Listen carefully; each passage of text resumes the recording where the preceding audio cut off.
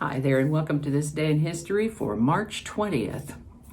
March 20 is the 79th day of the year in the Gregorian calendar, 80th in leap years, with 286 days remaining to the end of the year. Typically, the March equinox occurs around this time of year, marking the vernal point in the northern hemisphere and the autumnal point in the southern hemisphere. That means that it's spring in the northern hemisphere and fall in the southern hemisphere. With others, and I realize that there's a plane flying by overhead that's really loud right now. There's an air base just about 1.5 miles right over there.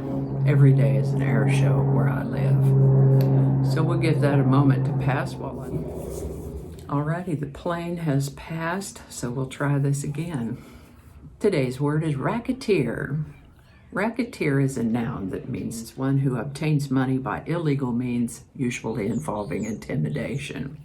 I'd like to take a moment to mention that links to my sources are included in the show notes. I ask you to go ahead and click that like button. Consider subscribing if you haven't already. Let me know your thoughts in the comment section, and feel free to share this video with others using a link in your email messaging or social media. I have a playlist of this day in history videos. I'll put it up in the corner right up there.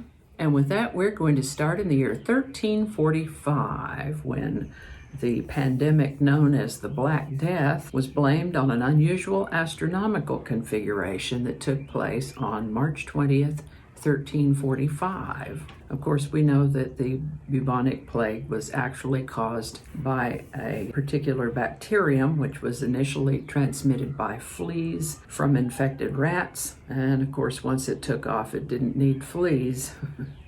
It didn't need fleas to move from person to person. The Black Death killed about 1/3 of the entire population of Earth, and it took over 1.5 centuries for the population of Earth to grow back to pre-plague numbers.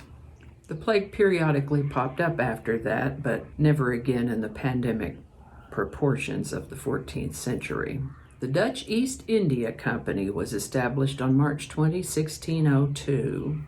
This was a megacorporation founded by a government-directed consolidation of several rival Dutch trading companies established to trade mainly with India.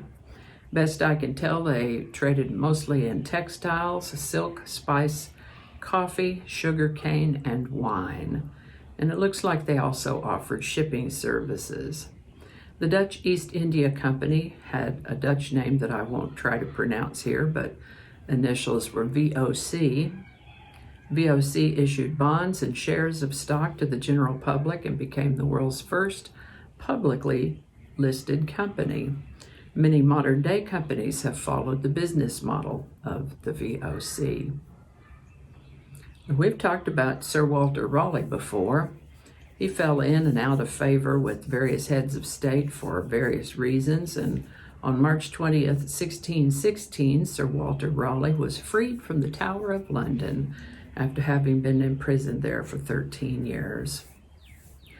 On March 20th, 1760, there was a huge fire in downtown Boston. Known as the Great Boston Fire of 1760, 349 buildings were destroyed, along with a number of ships in port, and left over 1,000 people homeless. Harriet Beecher Stowe's novel, Uncle Tom's Cabin, was published on March 20th, 1852. Uncle Tom's Cabin was the best-selling novel of the 19th century and the second best-selling book after the Bible. While Uncle Tom's Cabin established some stereotypes that might threaten to have the book canceled in the current year, its popularity was a significant factor in enlightening the public and became a huge anti-slavery tool. The Republican Party was founded on March 20th, 1854. An earthquake destroyed Mendoza, Argentina on March 20th, 1861. President Abraham Lincoln's sons, Willie and Tad, were diagnosed with the measles on March 20th, 1861. They both survived the measles, but neither of these boys would survive to adulthood. Albert Einstein published his general theory of relativity on March 20th, 1915. The trial of Imelda Marcos for bribery, embezzlement, and racketeering began on March 20th, 1990. She and her husband Ferdinand Marcos made themselves billionaires on the backs of their country people, living lavishly during a time of economic crisis and civil unrest in the Philippines. And that is all I have for you today. Hope you learned something you didn't know before. I know I sure did. I always do. As always, links to my sources are included in the show notes. And I know that there is an episode for this day in history for March 20th of last year. I'll put that up in the corner there. Thank you so much for watching, and I'll see you next time.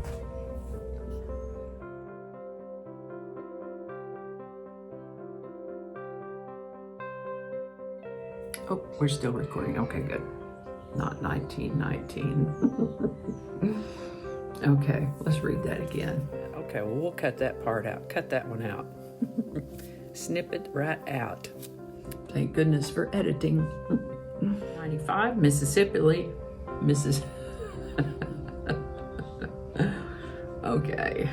All right, let's back that up just a little bit. The Volkswagen microbus, so many mistakes. I don't know how all that's going to go together, or if it's even going to make it to the video. We'll just see. That's not going to go. Probably cut all that out. That'll all be laying on the cutting room floor. So I'll just do that whole thing over. That might not make it into the video. We'll see. Changing it up.